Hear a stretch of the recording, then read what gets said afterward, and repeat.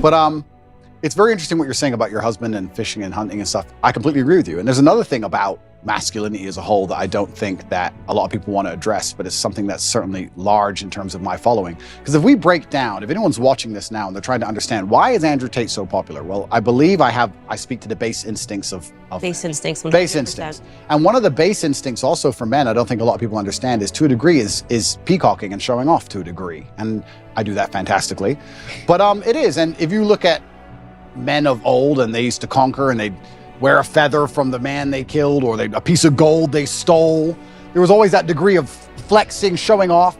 And I think it's being unapologetically masculine and saying, yeah, I'm a big, successful man, and I can afford all this stuff, and this is who I am, and I've worked my ass off, and this is what I have, and I'm not sorry about it, and I'm dedicated, and I'm hardworking, and no, I'm not. I don't feel like I should have to cower or hide or apologize to the world for any of these things. And I think that's the reason why a lot of men find affinity in my message. And you're right. Baseline masculinity is being attacked, and women naturally don't find it attractive to find a man who's not that way anyway. But baseline masculinity is being attacked because they want you absolutely not dependent on the government, so that the government can decide whether you eat that day. And I don't want to be a pessimist, but I still think in many ways, almost with technological advances, it's going to be very difficult to resist. I think it's actually scary. I don't know how the world's going to be in 100 years from now, but I don't know if there's going to be much freedom left. I don't know about you, but when I look at the things they're doing with CBDCs and electric cars and the way the currency is going to change, it's going to be very difficult to resist without literally starving to death. So I don't know what's going to come. So learn to farm. Learn to farm, because life's tough. Life's hard. And I think that the best thing you can possibly do as a man is prepare for the endless difficulty that's going to come your way. There's no way out as a man. You're either going to have a very difficult life to become somebody important, or you're going to suffer the difficulty of being invisible.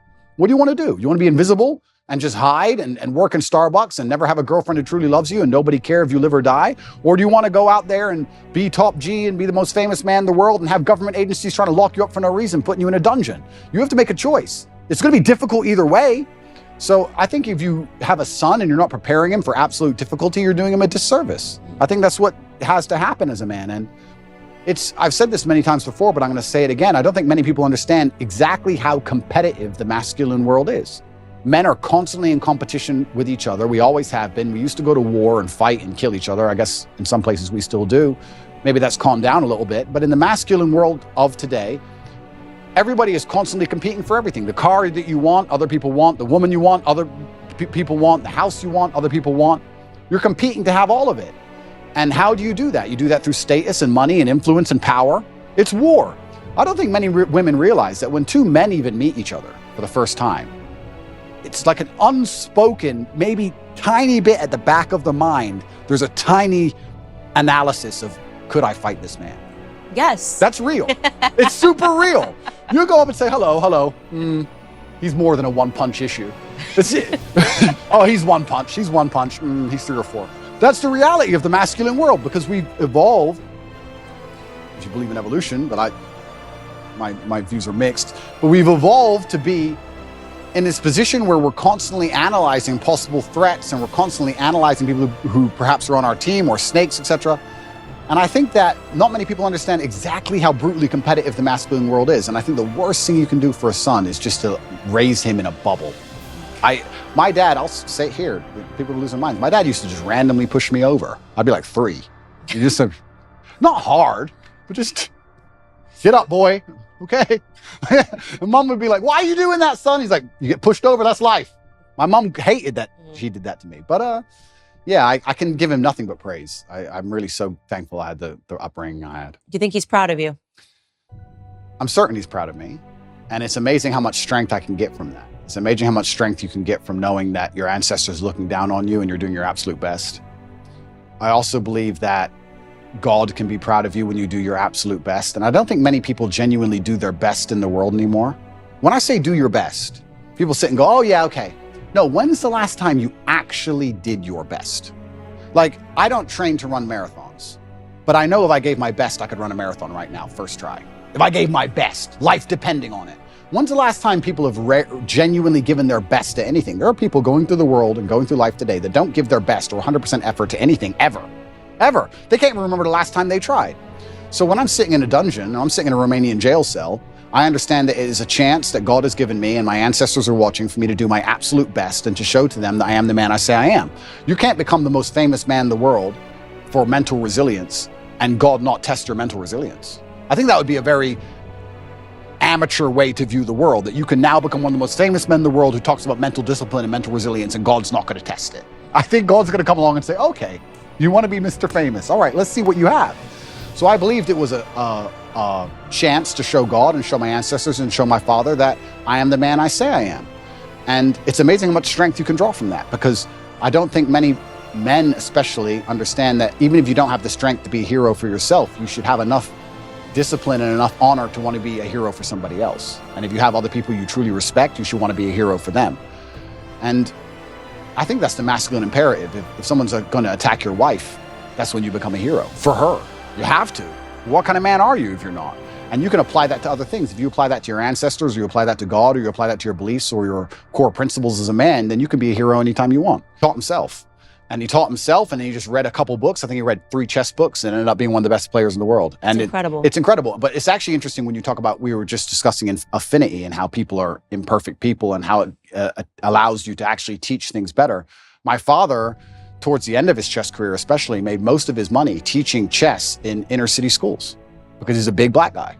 So the children would be like, okay, I'll listen to this man. You're right. So it's amazing how affinity is real, and coming from a certain socioeconomic background is real. And, you know, we all talk about how ridiculous racism is, but also to a degree, pattern recognition is real. I look like him. I can be like him. These things are real. So yeah, he did fantastically well in terms of teaching, especially disadvantaged children. And he taught himself, and I wish I had his mind. I'm not nearly as intelligent as he was. I wish I was. You gotta be real smart to be a good chess player. You've got to be better than smart. I actually think you go beyond the realm of smart into I wouldn't say he was on the spectrum, but you certainly get to a new level of socio interactions. Do you understand? I'd go to chess tournaments when I was a kid, and everybody there would be a world level chess player, and everyone was a bit strange, a little bit.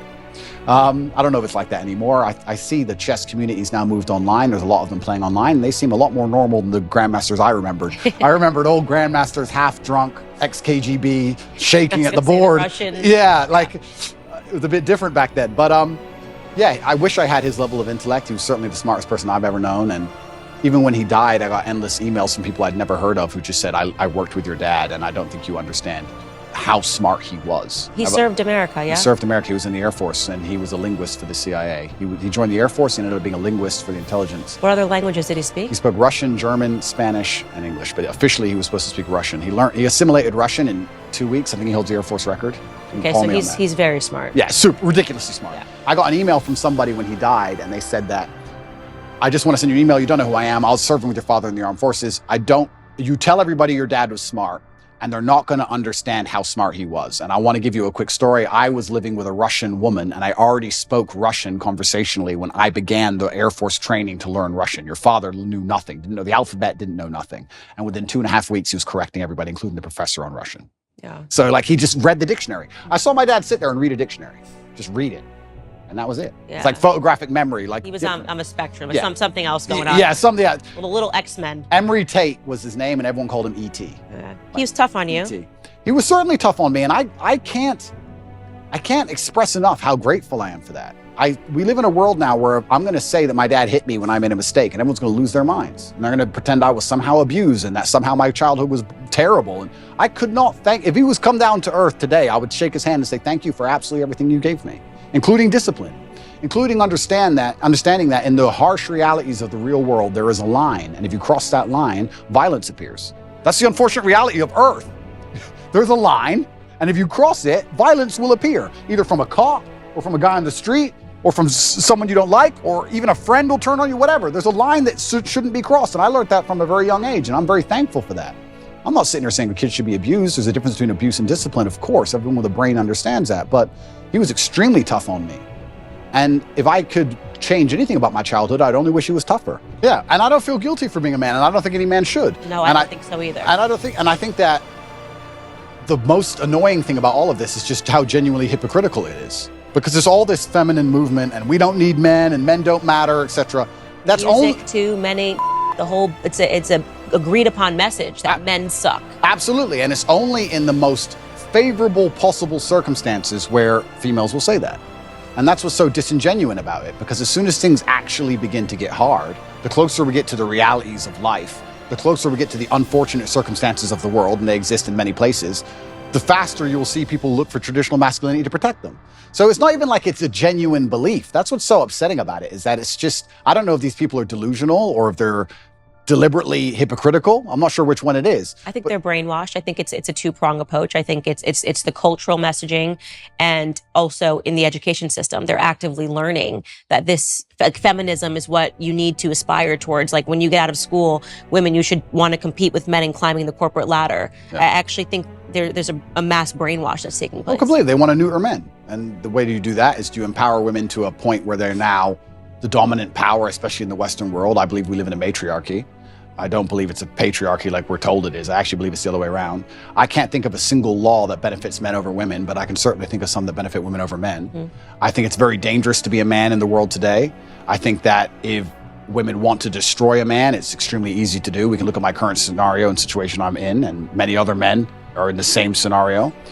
I can't think of many examples of a man falsely accusing a woman of something and her losing her entire life, where I can certainly think of ones the other way around. So yeah, they want to turn men into eunuchs because their intention is to make us all slaves. And I say that and it rolls off my tongue and people just hear it and they don't actually think about what I'm saying.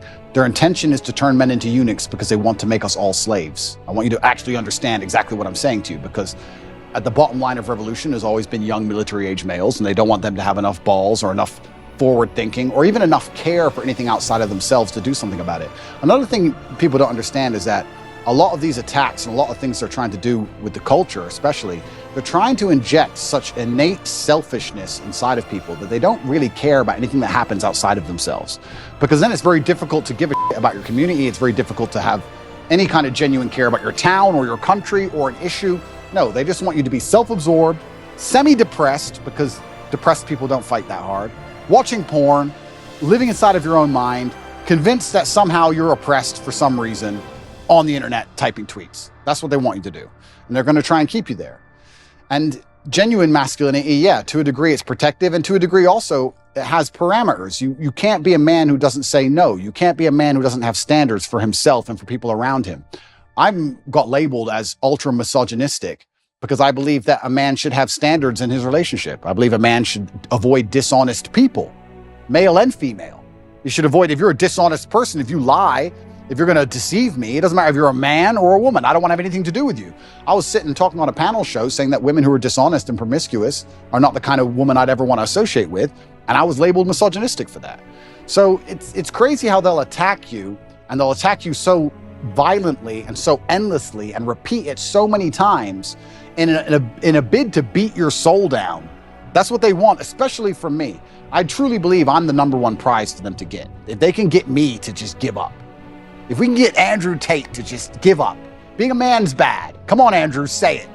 And it's like, it's dangerous, one thing, but it's actually genuinely also sad. When I analyze the situation in the world we're in today, part of me feels sad that we've ended up in this place where the people who are in charge are so evil and their plans are so heinous and the consequences so dire that they know they can only implement them if they genuinely remove the warrior spirit from every man on the planet. Yeah. It's kind of sad. A lot of the things I regurgitate are regurgitated from him. A lot of the things I say, he literally said to me line for line. I believe that he was very morbid in his approach to life, and he wanted me to understand that he will not be here forever. And he wanted me to understand that when he is gone, I had a duty to fulfill. He talked about dying a lot, which I guess is kind of unusual, but he would, even though he was relatively young. He died when he was 58. But he was a chess professional. He was a professional chess player. He was one of the best chess players in the world. And what's most interesting about him is he almost predicted the future absolutely and utterly perfectly. He was talking about the Ukraine-Russia war back in 2013, and he was talking about how the gay people can't have children, so they're going to come for your children. Trust me, that's what they're going to do. The children are next. Like, he'd say all these things back like 10 or 11 years ago, and I'd be like, all right, Dad, you're a bit crazy. Calm down. But I guess when you're a chess player, you see the future. And he raised me with absolute accountability, and he certainly raised me and Tristan to be, he understood what the world expects of men, and he raised us to be strong. And even when we were in jail, my mother would call, I'd speak to her on the phone and she'd say, how are you doing? And I'd say, oh, don't worry. And she would say, yeah, Dad raised you for this. Like, we were always raised to be warriors. So I don't think I could have possibly ever had a better father. I'm going to miss him forever. And I think the best thing I can do is be the best version of myself to give honor and respect to him. And I mean, social media and the world as a whole is now setting unrealistic goals for people, whether they like it or not. Because it's everyone's airbrush lifestyle. Completely. It's very hard now to be a man in the world and not have unrealistic expectations. If you're anywhere on the internet, you're seeing a whole bunch of crypto 19-year-olds pushing fucking cars and doing all this shit. So yeah, your expectations are gonna be ridiculously high. So I think people who get demotivated because they don't quite hit where they want to get just need to be more realistic about it. And like I said, you need to get a piece of paper or understand on a scale of 1 to 10 and say, how stressed do I want to be? How much pressure do I want to feel like I'm under? How much can I take? And be honest with yourself. I know I can handle it. I'm a professional. I had 87 professional world champion fights. I've been there. I've been in the dressing room about to go fight a dude who just killed his last opponent. Like, I understand pressure. Most people don't. So you have to sit and go, how much pressure can I really take? Between 1 and 10. Well, let's say it's a 6 or a 7. Okay, and then you need to work out an income that reflects that, and that should be your goal, and be happy with it. People sit there and go, yeah, I want to be as rich as Tate. I want to be top cheetah. Most of you, the reason you're not here is because you couldn't do it. I could hand my life over to a bunch of people, even as it is completely. And they couldn't do it. They couldn't live it. They couldn't live it. They just fucking. Is that because they want that safety net as well? Do you think that's an aspect that allows you to push to the level you have? Well, there's equal and opposite forces in the world. Everybody wants to glitz and glamour. Nobody wants equal and opposite force. Like, there's no such thing as, yeah, okay, there's a whole bunch of good with the fame, there's a whole bunch of bad with the fame, there's a whole bunch of good with the money, there's a whole bunch of bad with the money. So that's how it goes. I wanted this life. This is exactly what I want. It makes me happy. But there's a whole bunch of people who would not be happy in my position just because of the amount of pressure they're under. In my last cancellation, we had press trying to find my mother, family members doxxed. My last 20 ex-girlfriends called and offered a bribe, effectively 100,000 pounds, to do a negative story on me, none of them turned. Bank accounts frozen, travel bans, all my social media is deleted, all over the news, national news, I'm evil, press releases in the schools saying that I'm bad for young men and I'm misogynistic. Like, most people are not prepared for that level of pressure. I slept fine. Most people would be like, whoa, there are death threats. Like, most people can't handle that. I can handle it fine. Most can't. You have to decide what you want to deal with. So when you're setting your expectations, it shouldn't just be about how much money you want to make. It's truly about how stressed and how much pressure do I want to be under. I actually enjoy it. I'm a warrior. I'd be bored in the other way. I want people coming for me. That's what I want. But if you don't want that, then don't build a life that does that. For now, at least, you can't escape the brutal realities of the real world. And I think also that, truthfully, on your deathbed, you're gonna regret all the chances you didn't take. I think, especially as a man, I think we're out here to conquer, and I've always taken a lot of risks. I've always been a risk taker. It's who I am as a person. No death, no risk, no glory. I've always been that guy, and I feel like a lot of it is also for you to decide in yourself and decide with your own conscience: will I be comfortable if I go to 6 out of 10, or do I really need to be 10 out of 10? And that's fine. Everyone's different, right? But yeah, I think you should set the goal that you're truthfully prepared to live that lifestyle. Everyone can be a better version of themselves. Well, everyone can be a better version of themselves completely, and it's down to the 3 things I said earlier: stupid, lazy, arrogant. I think most people are just too arrogant to learn. And I'll give you an example of it. I'll give you an example of why people are too arrogant to learn. Let's forget about selling products. On my website, cobratate.com, I have an email list. It's completely and utterly free. I am a billionaire. I'm sitting here telling people how to make money. Anyone who's listening to this is watching, and they obviously find me entertaining. They find you entertaining. They understand we're knowledgeable. I will tell you how to make money, and I will give you knowledge and advice via email for free each day. There are people who will sit and watch this knowing that and still not sign up. Explain that to me. They're like, how could you sit and go, this guy's smart, he's entertaining, he knows things, he has a free email list. I am too lazy to type in or arrogant to sign up for free. It takes 6 seconds. And they still won't do it. Of the 1 million people who watch this, half of them will sign up and half of them won't. And the half that don't will still be like, I'll get rich one day. No, you fucking won't. You're a dumbass. So if a man isn't rich, can they be deemed as successful? Completely. You have to decide. Yeah, it depends. There are people who are dedicated to surfing, and they live in a tent in Bali, and they surf every day. And love every minute of it. And they smile. That's fantastic. You have to decide what you want in life. I wanted to conquer the world. And if you're going to conquer the world in the modern society we live in, that's going to be a fiscal conquer. That's what you're going to do. You're going to make a bunch of money. How else are you going to conquer the world? That's what I wanted. You have to decide what you want. And it's different folks for different strokes, and it takes a lot of different kind of people to make the world go round.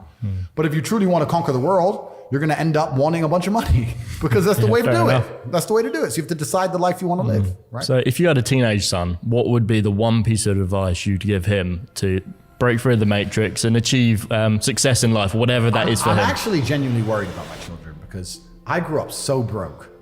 And they're going to be so fucking rich. It is a worry, isn't it? It's a worry because you're a different man when you have no safety net. You're a different man when you have to pull it off. No, I need to. No, I literally have to pull this off. I have to roll the dice. Most men don't understand what it feels like to roll a dice and you have to get a 6. They go, what do you mean you have to? No, I have to get a 6. Yeah. Oh, but what if you don't? No, I have to get a 6. You're not understanding me. So that's extremely character building. And for that reason, I'm going to make sure that my children, another thing that comes with it, I took a bunch of risks that I would never be comfortable with my children taking because this is the problem. You go soft, right? Yes. I was riding around on a motorcycle with no insurance, running from the cops. And Yeah. I could have been splattered on the road, and I would never want my son to do that. But at the same time, I want him to be like me. Yeah. So it's difficult. It's hard. I can never be poor. My skill set, the people I know, my phone book, my reliability, my reputation. You could take all of my money today. I'll be a millionaire again in 2 weeks. I can call people and say, lend me 10 mil. Oh, that's Tate. I can call people. I know people. I have a place I can go. I'm good at speaking. Like once you have those lessons and once you have that network and once you have those things built, you can't go broke. You really can't. You get to a point of life where the only way you could go broke is if you become a drug addict or something ridiculous. But yeah, so the lessons are very, very important. Yeah. I want to make it clear because these last few years, people skipped all of them. Even if they have a little bit of money, they have none of the lessons, and they're going to suffer.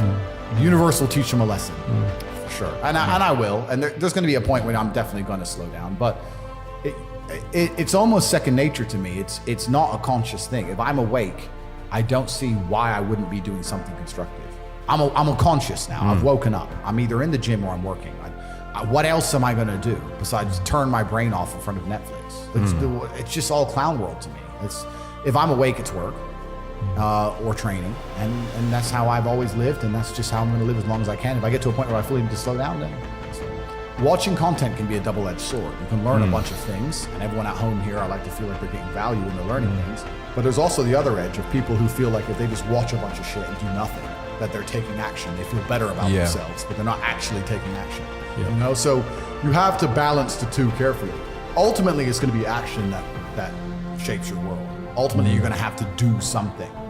So if you're watching something, you should be very conscious of what it is. I mean, I've created my reality, absolutely. I've cut out all bullshit. I don't have TikTok installed on my phone, man. So I don't have anything installed on my phone. I don't absorb any bullshit, fucking random entertainment. I don't watch any podcasts of anyone else, like nothing. I don't need to.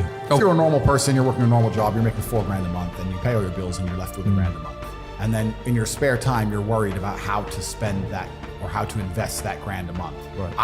I think that's a waste of time. You should be far more worried about spending your time trying to make more money. Yeah, because 100%. $1 grand a month, it's just not enough money. So you could invest that $1 grand in yourself. Absolutely, invest in knowledge or something like that. But investing in a coin, like I said, unless it's a lottery win. And before I go on to answer the question, I do want to make something clear. I think the last 2 years have been a fantastic period of wealth creation. The money printers were on full, and it was full clown world, and it was bullshit. And a lot of people made money during the clown world and spent it all, and they now think they're going to continue to make money in clown world that's ways. not happening. No, the real world is back. The brokies and the wages, you're all going back to McDonald's. If you bought Pooh Dick coin and made 200 grand, and you think you're going to be able to continue to do that for the rest of your life, you're a dumbass. That was a once in a lifetime generational gap where you could pull something off. And now it's back to the hard times. Even all the big tech companies, and the tech companies make money from the sky for free with pixels.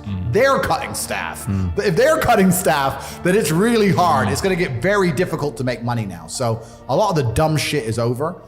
In terms of how to make money in the world today, it's hard. I think that the world is changing into an economy which is to a degree based on attention.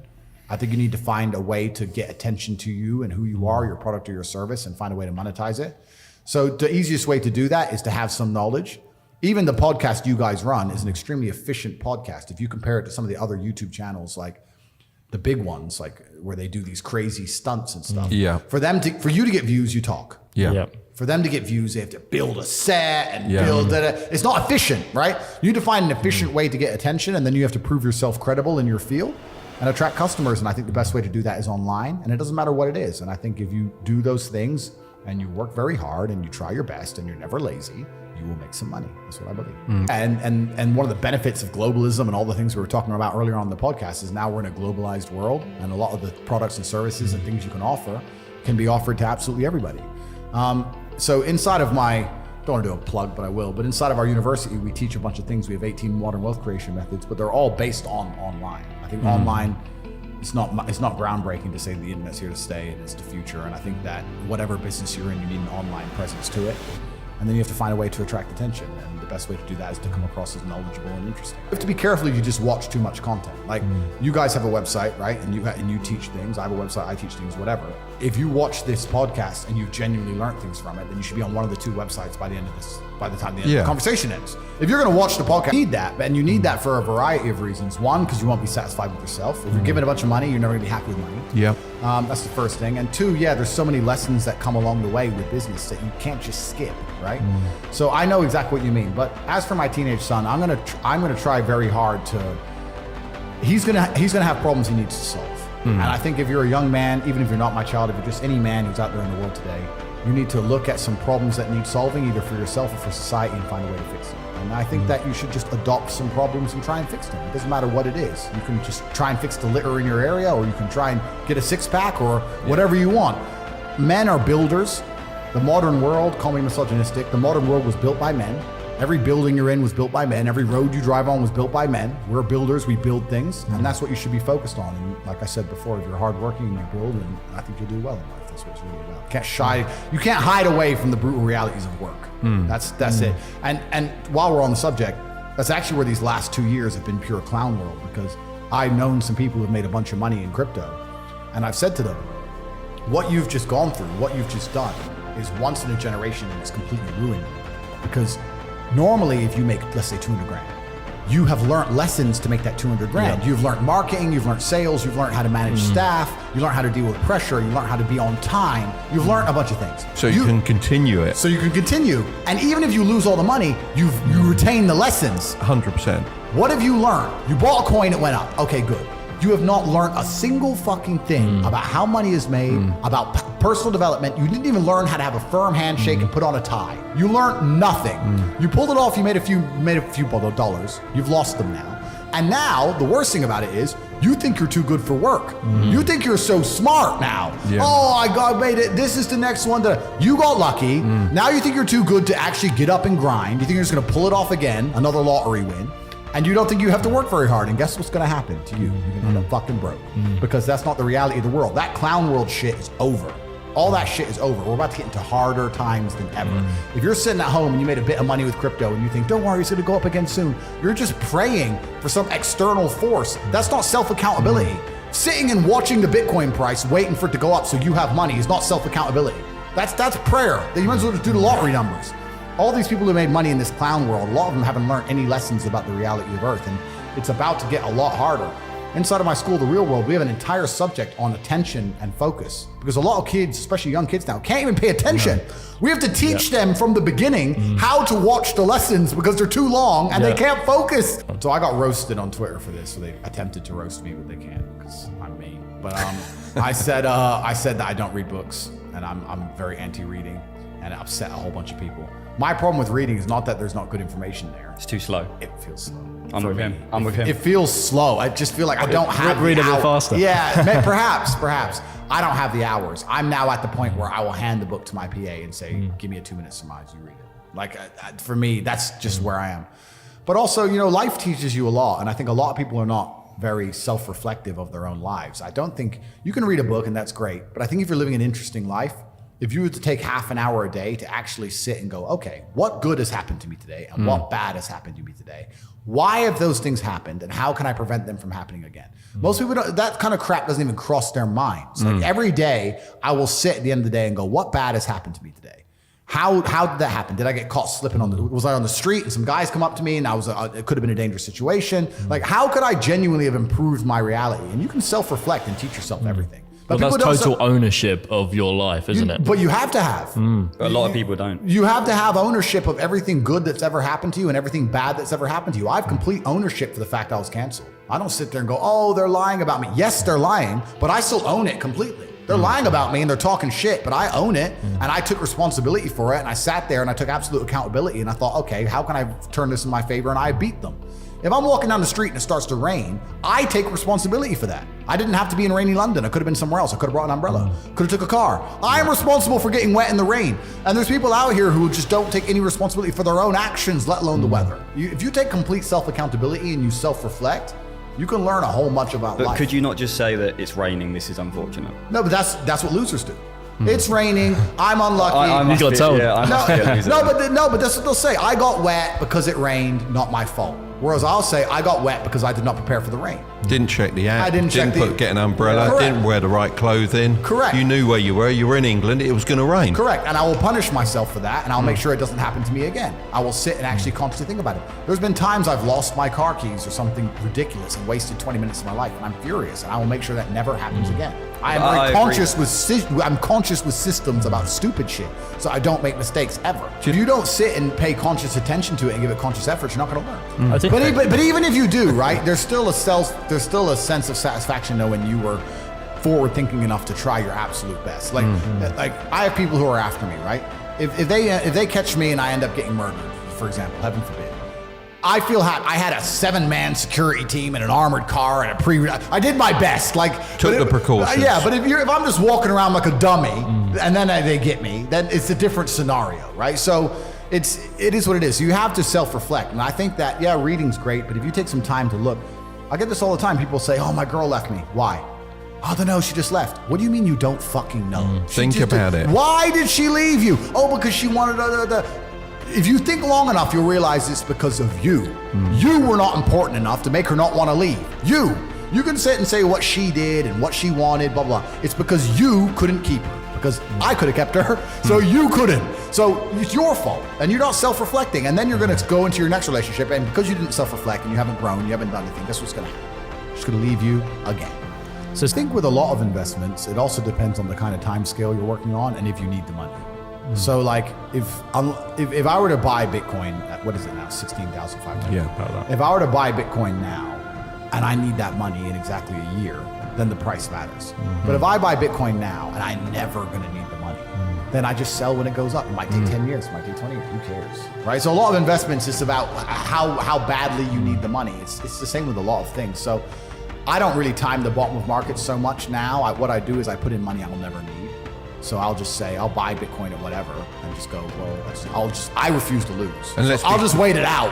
Like I'll wait 4 years, 8 years, 15 years. Oh, look, I win. Boom. And let's be clear, you're not going to leave it on exchange, are you? No, I'm not going to leave it on exchange. No. Get it in your nano ledger. That's right. That's right. You leave it on exchange, it's like leaving money in the bank, and I don't trust either of those things anymore. So, but yeah, I think with investments, but also in the whole idea of investing, I have people come to me and they say, look, I want to invest I think you need to be quite rich to invest in a significant way anyway. If you're living a normal life with a very normal wage, investing your £500 is not going to change your life. So- if you're a normal person with a normal wage and a normal income and you're focusing on investments, you're making a big mistake because there's no way you can invest £500 that's going to grow into, maybe you could pull off a lottery win shitcoin pump or something, but in general, with anything normal, outside of this clown world garbage, which has vanished because the real world's back. Because the last 2 years have been clown world. Now the real world's back and it's hard to make money again. There's nothing you can put £500 in without doing any work, and it's just going to blow up and it's going to make you a millionaire, right? So if you don't have significant money to invest, you shouldn't be focusing on investments.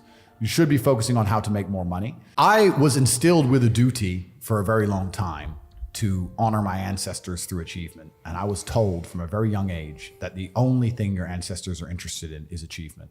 Even to this day, when I do podcasts, people repeatedly talk about my father. If I wasn't successful, he wouldn't be spoken about anymore. He died 9 years ago, and he was a good chess player, but no one's really that interested in chess. The reason he lives on is because I'm so monumentally successful that people are interested in my origin story, and he is mentioned. The reason I will live forever is because my son will be so monumentally successful that they'll talk about how he could have been such a perfect specimen of man, how he was raised, and they will mention me. If you give a shit about your ancestry, and if you give a fuck about your family, and you're not a selfish person, and you want them to exist out in the ether for reality, for the eternity of reality, it is your duty to be successful. If you love your family, and you love your last name, and you're proud of yourself, then you have a duty to be massively, monumentally successful, to show homage to your ancestors. I find it amazing there are people out here today who are going to sit and say, oh, I'm sad, I'm too depressed, I don't want to work hard. Do you understand that only 200 years ago, there were peasants out working a field, starving, surviving the Black Death, surviving the plague, struggling to exist just to reproduce, so that 200 years later, you can be the end of their bloodline for you to sit on your ass and do fucking nothing.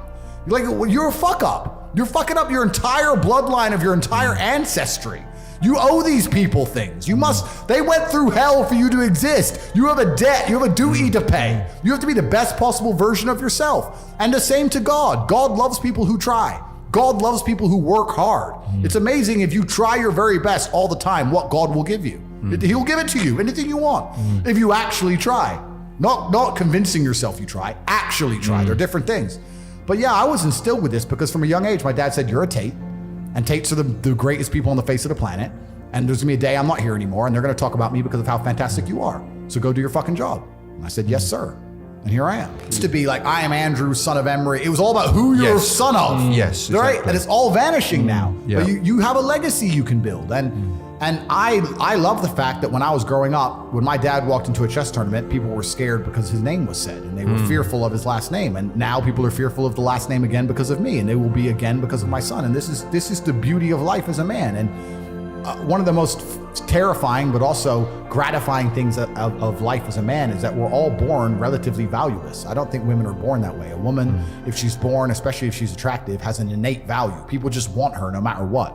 But as a man, if you're not an important man, nobody gives a fuck about you, and they're never gonna care. So you have to build yourself from the ground up, and that's scary for a lot of people, but it's also a massive opportunity. You can decide if you want to be a famous musician, or a nice sensitive poet, or a painter, or a kickboxing world champion, or a businessman. You get to decide on all the different characters in the video game. You can choose, who do I want to be? And then if you actually try, you can become it. Isn't that amazing? You can wake up and go, you know what? I want to be this kind of guy. I knew who I wanted to be. I wanted to be the dude pulling up in the Lambo, 3 a.m, gets out. Everyone's like, who is this big, strong, rich dude? I wanted to be that man, so I became him. And if you don't want that, if you want to go be a musician and play guitar and get a bunch of chicks and chill in Bali and smoke weed, whatever. Go, you can choose your character and build it. You nailed it. They have no self-accountability. And you're right. A lazy person thinks he's working too hard, and a successful person thinks he isn't working hard enough. And we're doing 20 times the work they are. And we're like, oh, I could have done more, could have done this. Oh, I missed that today. Can't miss that again. Oh, I should have taken that call. I should have flown there. I should have. That's, we have guilt about it. They don't give a solitary fuck. And even if you pointed it out to them, they'd sit there and go, oh yeah, and they'd make some excuse for it. It's the brutal arrogance of people. It's truly brutally arrogant. I encourage absolutely everybody who finishes this podcast to go to your website and learn something. You should go and educate yourselves. These people are sitting here and they're teaching you. You've watched the entire thing. You understand there's knowledge. Are you just going to turn it off and just go back to being a dummy? That's a great call to action, isn't it? But it's true. Yeah. It's true. It's like, if you're not going to take any action at all after 2 hours of being educated, then you're going to just stay a loser. Yeah, 100%. That's the reality. But yeah, so the lessons are very, very important. Yeah. I want to make it clear because these last few years, people skipped all of them. Even if they have a little bit of money, they have none of the lessons, and they're going to suffer. The universe will teach them a lesson. Forget the bad things, remember the lesson. That's what I always say. Absolutely. I am ruthless. I'm ruthless. You wouldn't be any other way, would you? No, but I don't have time for brokies. I don't have time for sad people. I don't have time for unlucky people. I don't have time for someone who's complaining. I don't have time for negativity. I don't have time. I'm so ruthless. If I knew a dude who always had a cold, I wouldn't talk to him anymore. You're too sick. I don't like it. Yeah. My circle is winners. Everyone around me is a winner. No matter what bad happens in our lives, we win. And it's amazing to me that people understand that you are the sum of the 5 people you spend most time with. 100%. But then they don't curate their circle. No. They'll go, yeah, I understand that part. And then they'll still hang around with a bunch of fucking losers. The problem is, it has to be a value exchange. You can't be a loser hanging around with winners, because winners don't want to hang around with you. You need to find a way to provide value and work your way up. But as you progress through life, there's going to have to be people you cut off, because they're just holding on to your coattails, slowing you down. And no matter how many times you give them a chance, they don't want to fucking progress. and that's their decision. That's fine. You don't have to feel guilty about that. You completely, and life is a value exchange. Every friendship, every relationship, every business relationship, there has to be an exchange of value. If as you progress through life, if people stay in the same place, you're only giving value and you're not receiving any value back. And you have to be ruthless about those things. Like, I have a very curated circle, and everybody in my circle is extremely useful, and we're extremely successful. And it's a very motivating thing. If you're in a room full of ice cream experts and all they talk about is ice cream, how to move ice cream, how to sell ice cream, different flavors of ice cream, how you make ice cream, you're gonna learn a lot about ice cream. If you're in a room full of people who are billionaires, and guess what they're talking about? Money. And guess what you're gonna learn about? Money. I don't sit and have pointless conversations with people. I don't even know what people are talking about. If me and my friends meet, we end up talking about the earth and how it can pay us. That's what we talk about. And that's how we manage to make a bunch of money. So you have to be ruthless with your circle. And for people out there who understand this, a lot of people say they understand it, but they genuinely don't. But if you do, and you are trying to progress your circle, you need to find a way to provide value. You need to either join networks like my one on corporative.com, or you need to find a way to provide value. I'll give you an example. In Romania, I was driving and I went to a town called Cluj. It's a very small town. I went in a nice car, and a kid came up to me and he said, I run the car spotting page, and we take pictures of the Ferraris and Lamborghinis. Can I take a picture? It's like, yeah, sure. And anyway, he took a picture of it, and then he gave me his business card, and he said, I just want you to know, I don't even like cars. I just knew the best way for me to meet rich people is to take photos of nice cars. It's a great story. I was like, you're smart. Very smart. I hired him. I'm not surprised. He works for me. Yeah, he still works for me for this day. Yeah. He was smart enough to go, well, where's the money? Over there. Yeah. How do I get close to the money? Oh, they don't want to talk to me. But if I take cool photos of his car, he might want to talk to me. You have to find a way to provide value to people. Yeah. If you provide value and it's a value exchange, you'll do good. But yeah, I say this to people and they go, oh, but my friend, and we have a good time together. Well, if you're going to prioritize your friends by drinking and having fun, then you're going to have a bunch of fucking loser friends. That's your life, and that's your life to live. It's fine. Don't complain when the NHS are on strike and you can't get seen and I'm in a private hospital in fucking Saudi. That's your problem. You have to just make your decisions in life and live true to them. But creating a circle is ultra important. And it's not just important financially, it's also important for your entire life and your mindset as a whole. Because it's amazing, especially amongst men, we never want to be the poorest person in the room. We never want to be the weakest person in the room. You never want to be, so if you're with a group of killers, you have now this massive expectation. It's almost like societal pressure and a positive force. If I go to my friends, I can't be the weakling. If everyone does X amount of push-ups, I have to do them. That's it. So you can get, just like peer pressure can be a negative, peer pressure can be a massive positive, and it can accelerate you towards the moon. You can get an upward spiral. So my team, it's not just about how we make money. It's also an entire mindset. I don't want to be the only scared one in the group. If me and my team, if me and my 6 closest friends are walking down the street and a couple guys came up to us with machetes, I know they wouldn't be afraid. So now I'm not afraid. Now no one's afraid. Now you're fucked. It's like a gang, right? You have to have that mentality. So it's not just even about money. It's about your entire life you create. If you're a person, if you're a man and you're out here and you go, you know what? Who do I want to be? I want to be strong and rich and brave and respected. Then I need friends who are strong and rich and brave and respected. That's what you need to do. If you're going to say, oh, I want to be these things, but I hang around with this guy because we play FIFA together, then you can stay a fucking loser. And that is your decision. Stay a loser. I have no sympathy for losers. I want to make this another thing clear that ends up on TikTok and everyone cries their eyes out. I don't give a solitary fuck if you want to stay at the bottom of the societal totem pole. If I'm going to ignore how I feel day after day so I can perform, regardless of whether I'm sad, happy, pissed off, tired, if I'm going to get up and work anyway when I'm tired, how do you expect me to feel sorry for you because you didn't work when you were tired? If I don't care about my own emotions, I certainly don't give a solitary shit about yours. If you want to stay a loser, stay one. Good, it's fine. Stay a loser. I have no sympathy for you. I don't care. A lot of people don't have the ability to understand the compounding effect of doing the right thing time after time. Even if you start a new business and you don't know what to do. I guarantee if you're always on time, if you're a builder and you're always on time, take the basic shit, just be on time. Yeah. Over time, you may think, oh, I'm just on time, no one notices. Trust me, across 10 years, that's the difference between being a successful builder and not being a successful builder. Well, the thing is, we expected you to be late today, but you were early. So it just shows, even when you reach that level of success, you still respect people's time, Completely. which is just brilliant. stick to the absolute basics and do the right thing and know what you're supposed to do. And this is why I have so little sympathy for people who go, oh, I'm trying to make it and I can't, because I think they're lying to me and they're lying to themselves. Early is on time is late, and late is unforgivable. Completely agree. Absolutely. And it's these basic things that even in the modern world, it's amazing how people are failing. So Yeah, it's interesting, but it's a very fun commentary, and I read a lot of emails. I got a lot of emails, a lot of messages, and a lot of people like, bro, I'm trying my best, and my answer is simply no, you're not. I really don't think they're trying their best.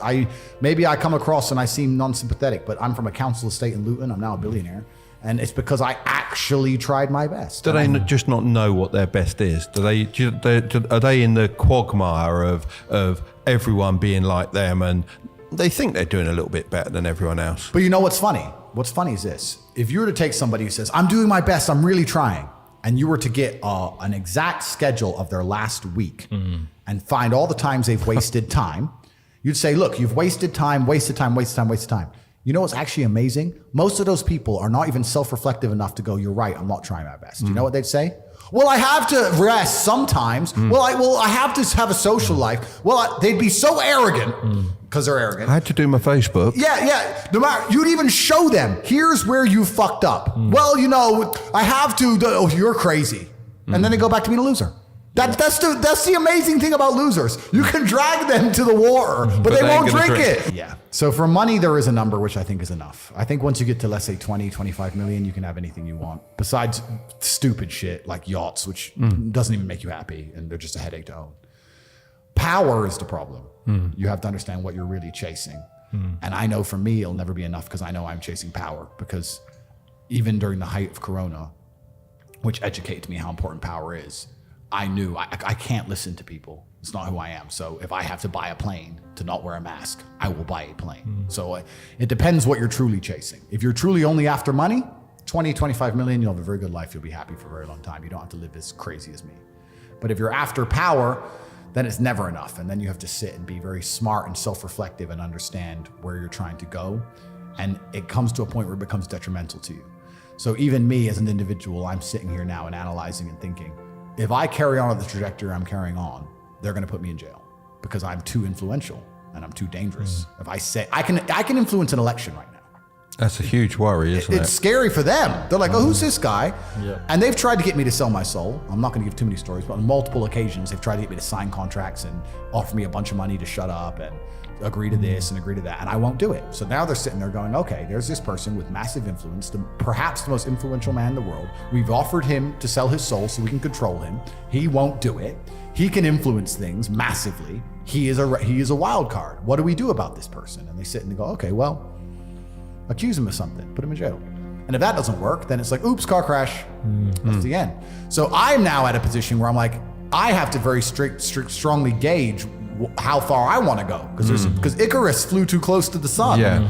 So it gets scary, right? So you have to be very self-reflective of these things. But yeah, how much is enough? I don't know. I hope I'm going to balance it just right, and I'm going to save the world and awaken people from the matrix and stay breathing as long as possible. We'll have to see how it goes. But I will say this, because I say it on every single podcast. If they lock me up for some insane bullshit, I didn't do it. And if they say I killed myself, I didn't kill myself either. It's all a fucking lie. I'm going to say that here now. It doesn't matter how much money you have, life is always going to be difficult. It doesn't matter how much you try and shelter your children, how rich you are, what family they're born into. Life is going to be difficult. And if there is no struggle in their life, they're going to find struggle, or something that shouldn't be a struggle will become a struggle for them because their life has been so sheltered, and life is hard. So if you can't avoid the difficulty, you may as well get very good at it. You may as well get good at difficulty. And it's amazing when you look at someone like Prince Harry. He's just a man who has not become very good at difficulty, and he's just completely collapsed in the face of a woman who's complaining at him. And yeah, even worse than all that, the dishonor of selling out. We were talking about how I feel a duty to my bloodline and my last name, and I have to do my father proud. He's from the British royal family. And he had no honor. He couldn't even sit and say, look, listen, he had to sell out in a book. God does not smile favorably on people who make these kind of decisions. And I think that's why he's going to be unhappy for a very long time, and he's going to realize that it was never worth it. And what did he do it for? Money? You're from the royal family, my friend. You really need money that bad? It's truly shameful. And I think deceit and treachery are the most heinous and most disliked personal qualities, or something you can actually witness somebody do. I think everybody hates them. And it's because anybody can fall victim to them. Anybody can fall victim to deceit or treachery because you trust that person. Everybody trusts someone, right? So if that person turns on you, you're always in trouble. So I think he thinks that he has the populace on his side. But I don't think he understands that when you out yourself as a snake, everybody intrinsically dislikes you. You understand what I'm saying? It's all absolutely and utterly done on purpose. And it's kind of amazing to me that nobody sits there and understands the best way you can rebel against the slave mind and resist the matrix is just to be the kind of person who uses logic, is stoic, is emotionally controlled, is physically strong, because a strong body is a strong mind, who refuses to be told or labeled as something. You can't label me as a depressed person. You can't label me as some kind of disease or some kind of personality disorder. You can't label me a color. I'm Andrew Tate. This is who I am. I work hard for my last name. I understand what's right and wrong. I'm gonna do my absolute best. And that alone in and of itself is an act of rebellion again. And he wonders why. And I also think what he probably doesn't understand, and if he's watching this, you never know, he might. Hello, Harry. If he's watching this, I don't think he even understands that even his woman views him that way. Even Megan views you that way. Even Megan looks at you and goes, I complained at you over William, and you were supposed to tell me to be quiet, and you didn't. So now I think you're a bitch. Now what? And you wonder why she's never happy. So now he's in big trouble. I don't know what he's going to do with his life, but he's in big trouble. But it's interesting where I don't see how. It's actually an interesting conversation to have about how psyops can work as a whole, because when I analyze, especially as a man, and I always talk from the masculine frame, not because I'm a misogynist, but because I'm a man. And I understand the masculine frame because I am a man. If you stray from the archetype of masculinity, if you stray from honor, courage, if you're not dutiful, if you don't believe in putting honor in your last name, if you don't want to be physically and mentally strong, if you don't believe in finding problems to solve, you don't believe in having a difficult life, if you stray from this because you've been psyoped to stray from it, all you end up with is misery. And it's amazing that people will see anybody who's strayed from it end up perma-miserable and still fall for the psyop. I find it incredible that people don't think logically long enough to sit and say, okay, whose life do I actually want? I would never adopt the thinking of somebody whose life I didn't want. I don't know why people even do that. I could sit and have a conversation with Prince Harry for 10 hours straight, and he could be as compendious and convincing and concise, and he could be extremely perfectly articulate with his points. And at the end of it, I'd say, yeah, but I don't want to be you. So I don't want to think like you. So get fucked. But I wouldn't want to listen to him. So I don't know why people don't even just wake up and go, okay, whose life do I want to live? What kind of person do I want to be? Who do I want to be like? That's the kind of thinking I need to adopt and install in my mind, because we're all being programmed by someone to a degree. And I don't think you can escape programming. You can just choose the programming that you are going to install inside of your mind. I'm not going to sit and say I'm not programmed. My father programmed me, my fight coach programmed me, the friends I have around me program me, my brother programs me, my social circle programs me. We're all programmed to a degree. You have to be very careful who you're going to allow give you the programming, because if you put it up to society and culture, the current culture, as a man, you're going to end up like Prince Harry. Gender roles, innately, on some level. So women have a fantastic superpower when it's properly used, but like everything on earth, if you have a superpower or any kind of power at all and it's put in the wrong direction, it can be destructive. Water, if it's going through a dam, can power a city. If it's not going through a dam, it's a flood. So we have all this emotionality put in the wrong direction, and now they're in positions of power or whatever, or they're controlling the culture, or they're controlling how households are run. And they can fall for these emotional traps, these very simple, basic emotional traps. It's for grandma. The most basic, dumb level. And I sit there and say, grandma's 98. 98-year-olds die. And I'm not saying she should die. I'm saying 98-year-olds get sick. Who said it was COVID? Prove it was COVID. She got the flu last year. Like, what? Have you lost your mind? But grandma. Which is funny because I think the average life expectancy is 73. So if they've made it to 92, they've done great. They've done great. Absolutely. And I said that, and people thought that was so harsh and so mean. Because there you go, harsh, mean, emotionality. Yeah. And emotionality is used against people, which is also why they don't like stoicism. It's why when you have a man who's hard to emotionally affect, they also see him as a threat. I've had it from a lot of people. I've had some of the hate mail I've got, and I get a lot of. I probably get about 10,000 emails a day. I'd say about 9,000 of them are support and 1,000 of them are fervent weirdos.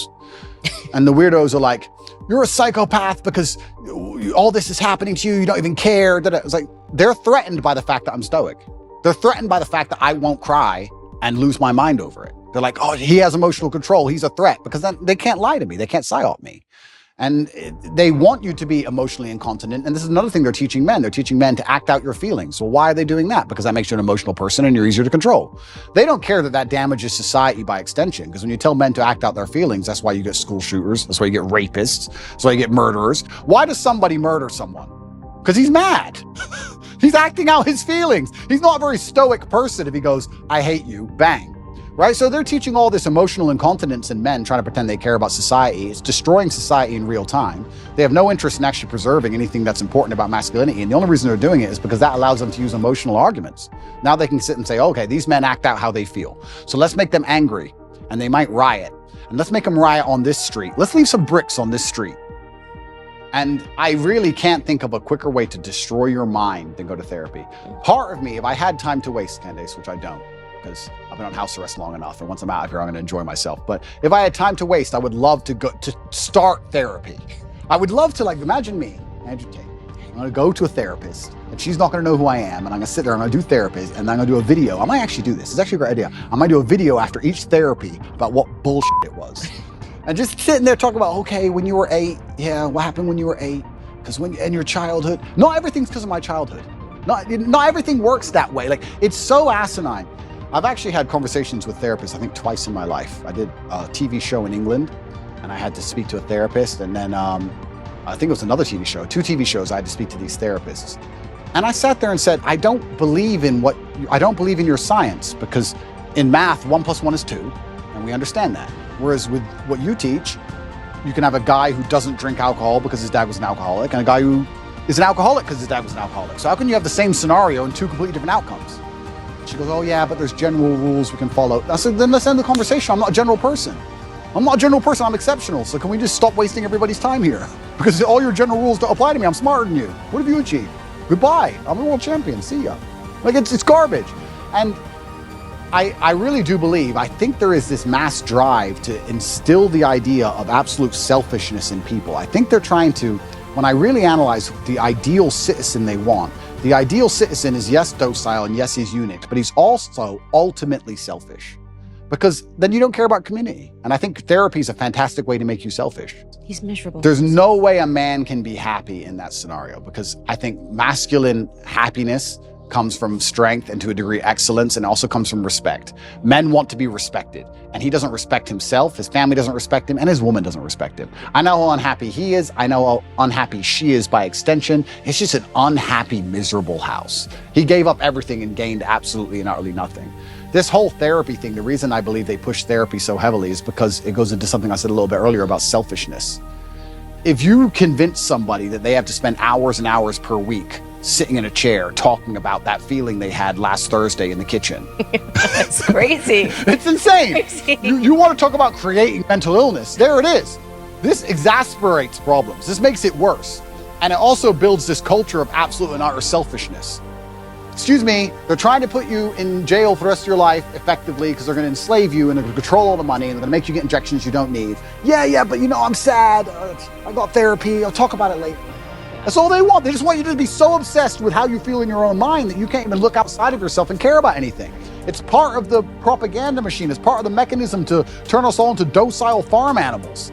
I said this to somebody the other day. They were talking about how they feel, and I said, who cares how you feel? And he goes, well, what do you mean? Well, I don't care. You're telling me I know you, and I don't care. So all the people who don't know you don't care. The woman you want doesn't care. You can't go up to a chick at a bar and say, you know what, usually I'm really charming. Today I'm a bit sad.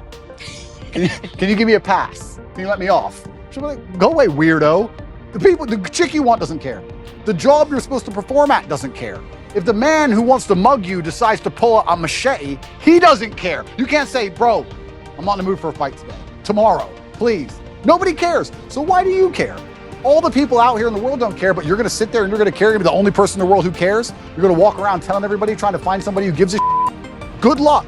Because what's going to happen is you're going to walk around feeling sorry for yourself, trying to find somebody who cares. You might find somebody who pretends to care long enough for you to get a little bit of dopamine. But all in all, you're wasting time in a hyper-competitive world where people like me, who perform regardless of how they feel, are just going to perpetually bury you. And then you're going to sit there and wake up and go, why am I a loser? Well, because when Andrew was sad, he continued to perform. When Andrew was in jail, his business didn't fall apart. He was doing push-ups every day. His body didn't fall apart. Nothing about his life degraded when he was in a jail cell surrounded by cockroaches. You're in a plushy bed at home, crying about what? And you expect the male world's hyper-competitive. So you're not allowed almost as a man to put that much importance on how you feel. You don't have time to care about it because you have too much to do. This is what I find so remarkable. If I feel sad, I don't think, how do I stop myself? I need to not feel sad. I just go to work. I got stuff to do. I'm a man. I have things to do every single day. This whole therapy garbage, I can't think of a way faster to ruin your mindset and destroy your ability to resist the perils of life than go into therapy. It's the thing. I think Margaret Thatcher said the best upbringing you can have is good parents and no money. Because you look at Prince Harry you can't talk about anything better for a perfect upbringing. Royal family, come on. It's not his fault, right? Royal family, fine. But he was supposed to have gone to the army. He went to Afghanistan and supposedly he fought, but obviously he didn't. He's the prince. Played Xbox. Of course, he just sat in the back. But if you don't give a man struggle, look what he becomes. Tell me the kind of man, if I were to say to you, imagine a man who's never struggled in his life. Physically, mentally, everything's gone perfect for him. He's born in the royal family, everything's been perfect for him his whole life. Is that the kind of man anybody respects? Is that the kind of man anyone wants to be? And struggle is subjective, right? So Prince Harry dealing with his current problems of his wife nagging, to him, that's full mental breakdown, right? My problems are obviously much larger, but struggle is subjective. To us, they're almost on the same level. But if you were to compare them side by side, they're absolutely nothing. So as a man, you have to build resilience, and you build resilience through going through something and building a tolerance to it. And this guy's had such a privileged life that he's ended up a miserable, depressed, unhappy person. So this is what's actually very interesting. When men come to me or young boys come to me and talk about something bad that happened to them, I said, good. Absolutely and utterly good. You should be glad that thing happened to you, because that's the reason you're going to be the man who can resist the perils of life in the future. If bad things don't happen to you, you're going to end up like Prince Harry.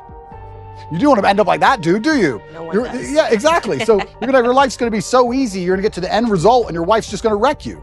So you need to have all these bad things happen to you so you build the mental resilience. And that's another thing about masculinity and males as a whole. We're trying to take that all away from them in almost every regard. And it's kind of like, there used to be like rites of passage where a boy would become a man. That's all gone. There used to be this masculine, very healthy peer pressure to be big and strong, and that's all gone. There used to be, I don't want to use the wrong words, I don't want to get attacked for it, but men used to not pick on each other, not bully each other, but hey, you can't do push-ups, you're weak. We'd push each other in that way, shame each other to excellence almost. We still do it to this day in this house. Tristan's bigger than me, he's 10 kilo bigger than me, 6'4", I'm 6'3", I'm smaller. He'll bench 160, 170 kilo. I can only bench like 150 kilo. He'll call me a bitch for 3 hours. Like, that's just how we are, so I have to get up and try again. That's how men are. Do you want to be Prince Harry? It's a big question. And the answer is no. Yeah, the answer is no. It's interesting what you said earlier about putting things back to biology, because a lot of human nature is certainly animalistically biological.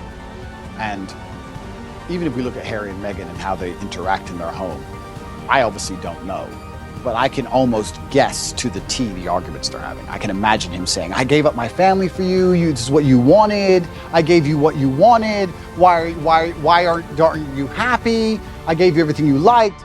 And he's trying to use a logical or an emotional, he's trying to use an emotional argument, but it ain't gonna work because she doesn't respect him. But he's trying to use a logical argument with her, trying to understand why she treats him so badly after he completely and utterly complied. But humans are biological, and she, as a woman, wanted him to be a man. She wanted him to have some degree of parameter and barrier. And if you don't put up any parameter or barrier as a man, what a woman's gonna do is she's gonna push you and push you and push you and push you. She's gonna see how far she can push you. That's the reality of it. We can talk about any relationship, whether it's Harry and Meghan or any other relationship. If you're a full-grown man and you don't set parameters or set barriers, the woman's going to push you and push you and push you until she eventually finds one. And we can look at that in a romantic relationship, but also people in general. If you're going to give to a taker, they're going to take and take and take and take until you eventually say no. That's how humans work. So she was waiting for him on a biological level to stand up and be a man and say, listen, you've joined the royal family. You're right. You had to bow to the Queen of England. Correct, because it's the royal family. Get over it. That's all he had to do. He could have saved himself all this mess. He could have saved himself all the running away and looking like a fool and upcoming divorce and all this garbage if he would have just put his foot down. He never did. And she was trying to inspire in him the warrior. I think a woman sometimes tests a man to say, okay, how much will he put up with? Because they want to see, are you a man or not? What if a man's giving you shit? What will you do? They want to see if you're about it. And she was just testing him, and he failed every time. And that's why he's tried to please her. And now he's in a situation where he's asking her why she's unhappy when he's given her everything she wants. And she's unhappy because you gave her everything she wants because you're a punk.